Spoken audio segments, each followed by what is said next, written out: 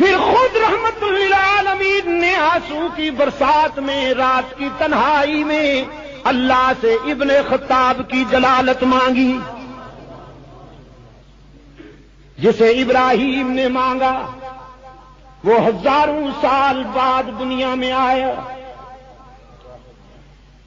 جسے ابراہیم نے مانگا وہ ہزاروں سال بعد دنیا میں آیا.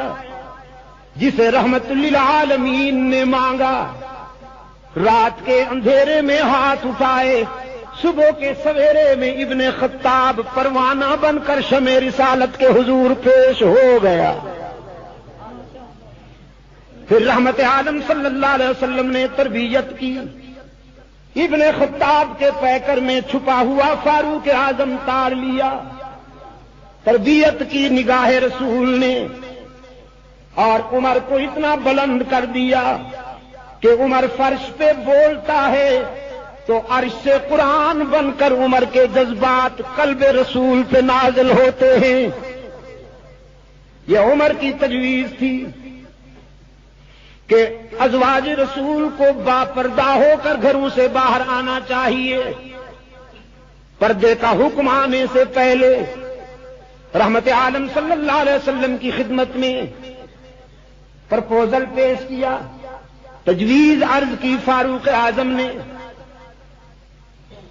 اللہ کے رسول میری غیرت کا تقاضا ہے کہ نبی کی گھر والیاں باپردہ ہو کر باہر آئیں. رحمت عالم صلی اللہ علیہ وسلم نے فرمایا عمر تو نے تو میرے دل کی بات کہہ دی. چاہتا تو میں بھی یہی ہوں.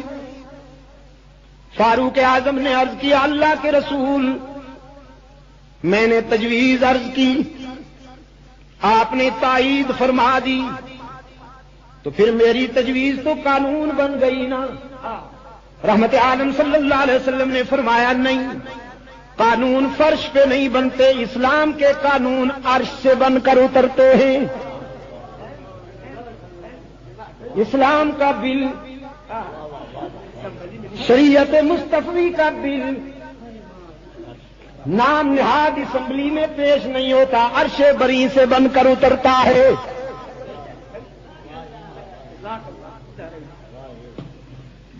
فاروق اعظم رضی اللہ تعالیٰ عنہ چپ ہو گئے. بات فرش کی تھی عرش تک چلی گئی. رب العالمین کی بارگاہ سے فاروق اعظم کے احساسات قرآن بن کر آئے. روح الامین